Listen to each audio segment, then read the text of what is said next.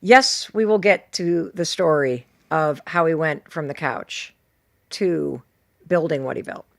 But there's something much bigger in terms of the master class that is being offered to you in this moment, where Lewis is going to save you the almost 13 years, was it? How long was it? 2 decades or whatever of pain that he put himself through to get to the wisdom and the greatness that he has unlocked in himself. Because I've known Lewis for 5 years. He is a different human being than even just a year ago. And I think that it is possible, and Lewis will tell you this, to be a competitive motherfucker and to compete at the highest levels, which he does. Yeah. I still like to win. Hell yes. But it's a win-win. You know, Yes. it's a different type of win. And to be a calm, cool, and confident person because you have peace with yourself Yeah.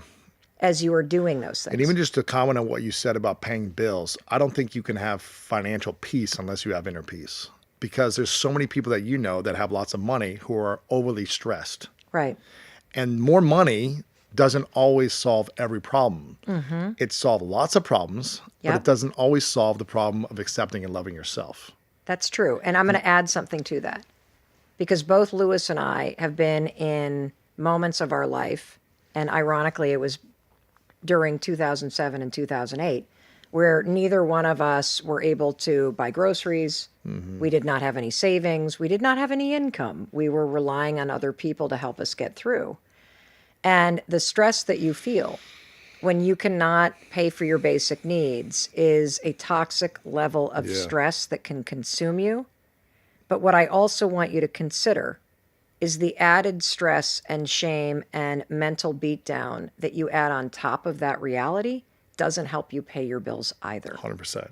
And so whether you are at a point where you've been wildly successful, but you're deeply unhappy, or you're at a point where you're having trouble paying your bills, cultivating a sense of peace inside yourself, an assuredness that you can rely on yourself, a steadiness so that the world around you Yeah. does not trip you up emotionally, that is a superpower. That's part of this greatness mindset that you're talking about. And Lewis has been on this profound healing journey. And so I want to go Yeah. there. The game is healing. The game is The healing. game is healing in order to, create anything in my mind. What does You know, healing even mean, Lewis?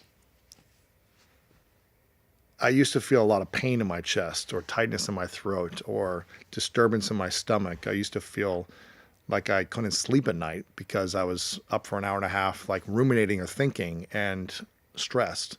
I used to be very reactive when my nervous system was triggered. Yep. I feel like that's the opposite of healing. Healing is learning how to overcome all those things so your nervous system is in peace when there's chaos around you. It doesn't mean I'm not going to feel triggered momentarily or feel like, oh, I don't like that, or react to a Right. thing or feel disturbed. But it's learning how to recognize it much faster and from a place of integrating healing and lessons, be able to respond differently when there's a disturbance, as opposed to based on a wound. So most of my life, I was just reacting, responding based on wounds that I was unaware of. Or maybe I was aware of them, but I was just like, this is who I am. Don't mess with me. Oh, It's like, how many of us have heard that? Yeah, don't try to change me. Don't mess with me. Like, this is who I am. I'm fine. Right. There's nothing wrong with me. Like this, reaction. And Can you give people a sense that don't know? You've wrote about this extensively in your New York Times bestseller, The Mask of Masculinity.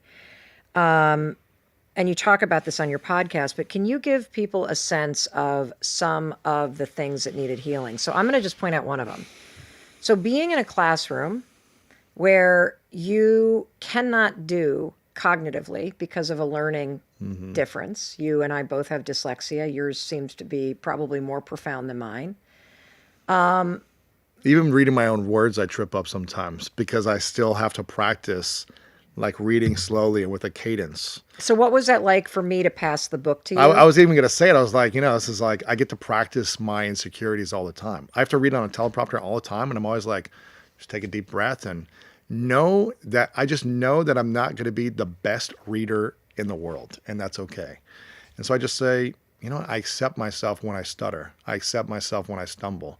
I accept myself when I have to redo a sentence over and over again because I wasn't able to see what's coming next and it just didn't sound right. It probably takes me twice as long to read my audiobook as you do, right? But I used to hate myself for that and beat myself up, and now I accept and love myself. And when I do that, I notice I read a lot better and I flow a lot better. And it's not perfect or anything, but I'm like, it's just, I save a lot more time. I'm more relaxed. And as opposed to, I used to beat myself up and be the biggest critic. Now I'm just a positive self-coach in those moments. I'm just like, oh, you got this. It's okay. You know, Can we unpack that for a minute? Because I think it's a really relatable example. So every one of us has something that we're self-conscious about or that we beat ourselves up about, whether it's our weight or like, you know, something about our skin or our hair or our height or, you know, for you mentioned stuttering and stumbling and reading out loud or being slower at something. And you so beautifully talked about how you used to just beat the hell out of yourself. You hated that about yourself. How did you, Lewis, learn to accept something you hated? How do you fucking do that? There's many different modalities of what worked for you of healing. Right. And I feel like over the last 10 years, I was telling your husband, Chris, about this. I was like, cause he was asking me about all these different things. Right. And I was like, I feel like I've tried lots of different stuff because I got a lot of work to do. So I'm willing to dive in and like take a look in the mirror and say, tell me what to do and I'll try it. And I did workshops, emotional intelligence, leadership training workshops 10 years ago that helped me unlock and open up about sexual trauma. That was kind of stage one. It was one of my biggest shames that I didn't want to talk about. I didn't want anyone to know about because if anyone knew that I'd been sexually abused, I thought no one would ever love me. So it was a huge protection that a shield that I was putting up on myself to show people that I was strong, to show people that I was confident, to show people that no one could mess with me in sports or whatever it might be. And that supported me in accomplishing certain results, but hurt me in feeling loved and harmony and alignment within myself. And so it was exhausting. It's draining. It's an emotional train wreck because you're kind of living a double life. Inside, you know the truth. Outside, others don't know the truth about you. So you're hiding something. And, you know, I want to point something out about this because we've been doing a whole series on trauma and nervous system repair. And you talked earlier about how your lived experience, even though you're super successful on the outside, is like knot in the stomach, tightness in the chest, something in the throat. You don't even have to be conscious about the fact that you're hiding this thing. It's not like you're walking around thinking about the fact that you were a victim of sexual abuse. It's that it's stored in your body. So your body operates in a state all the time as if something bad's about to happen. I wasn't even like aware that I wasn't telling people. I was just like, you know, trying to block it and cover it up constantly. Yeah. But it was always in my mind. Like maybe every few days, the memory would come up in some way. It was just like a movie that was repeating on repeat. And when I did this first workshop, a lot of things started to happen in my life where I was having breakdowns, intimate relationship, business partnership, just life. I just felt like, man, stuff is breaking down all around me. Although I'm successful, why are all these things breaking down? I'm the common denominator.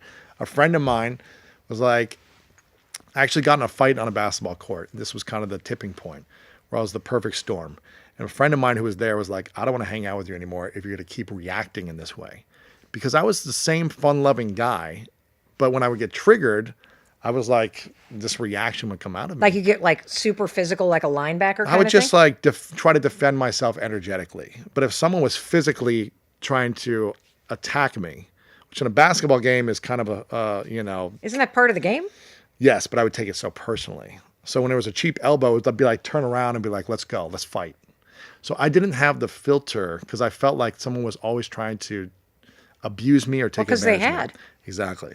And so this was kind of the last thing that happened. I got in this fight and my friend was like, hey, I don't want to hang out with you. I don't want to play basketball anymore with you if you're going to react like this. And it was a tendency that was happening for many months, more and more, until this like fist fight came about. Fist fight?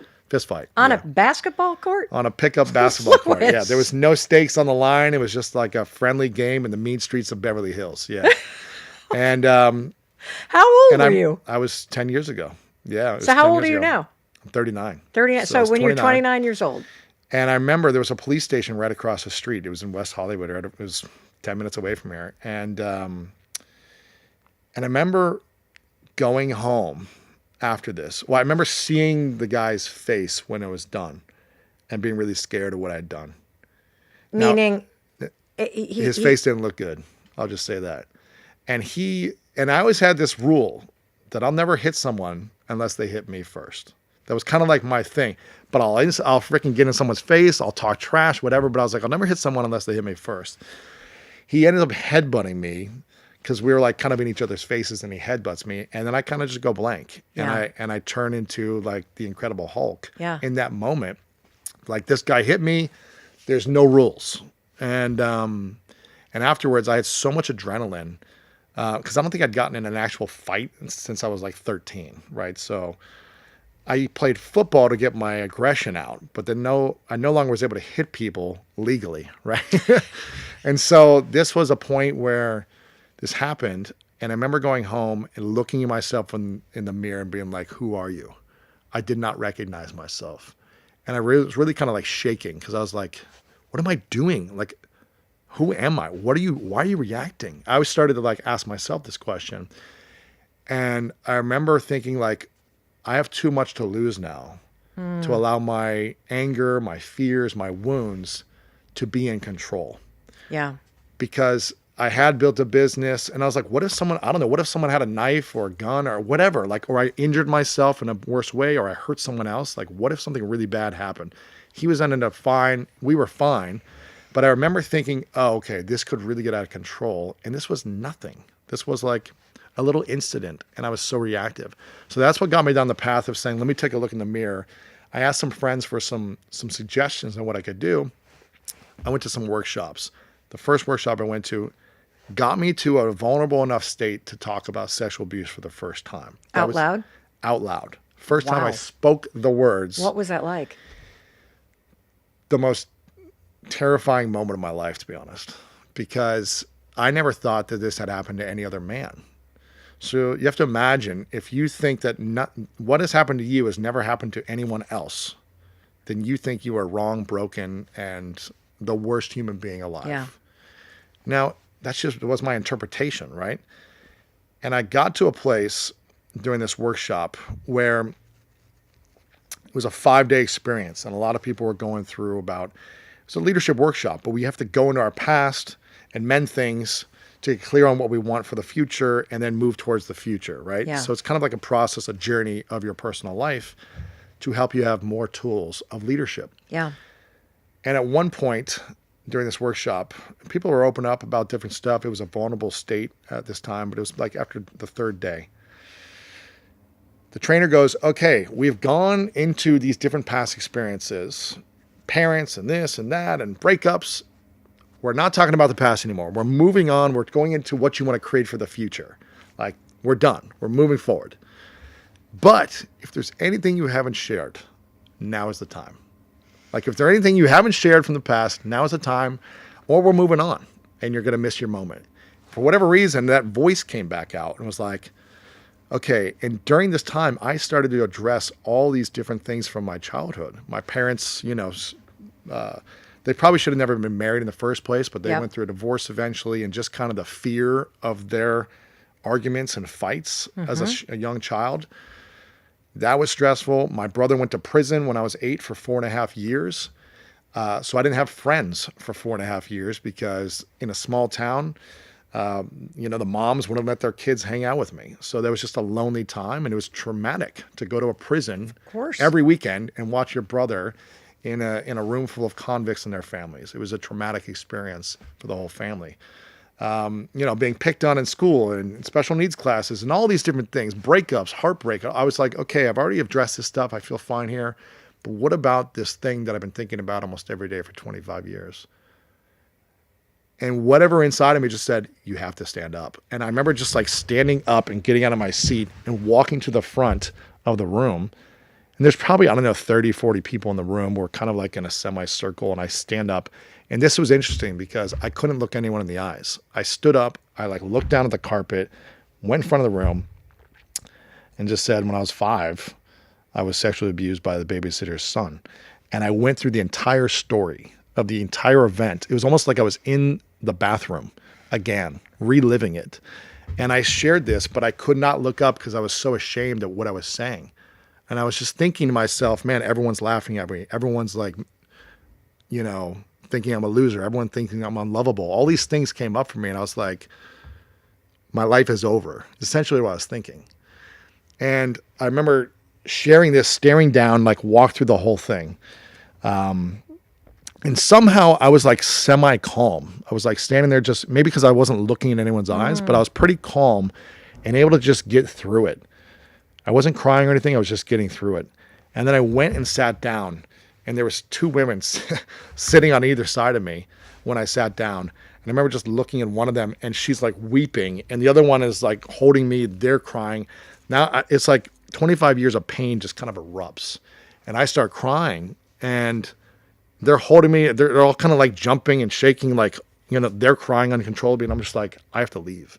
So I run out of the room. It was in kind of a conference room of like a hotel. Run out of the hotel to get some fresh air. And I'm in the back alley behind this hotel by LAX. And there's a wall. I kind of just put my hand against the wall and I'm just like sobbing. And a few minutes later, I feel a touch on the back of my shoulder. And it's this guy who's bigger than me. He's probably in his late 50s. And he turns me around. He's crying. He looks me in my eyes. He says, "You're my hero. You're my hero. I will follow you anywhere." I vividly remember this. He goes, "I have 3 kids. I've been married for 20-something years. My wife doesn't know. My kids don't know. This happened to me when I was 11. This happened to me multiple times. And I've lived with shame and doubt and insecurities my whole life. Thank you for being the first person to open up in front of me. You're going to give me the courage now to go and tell my wife."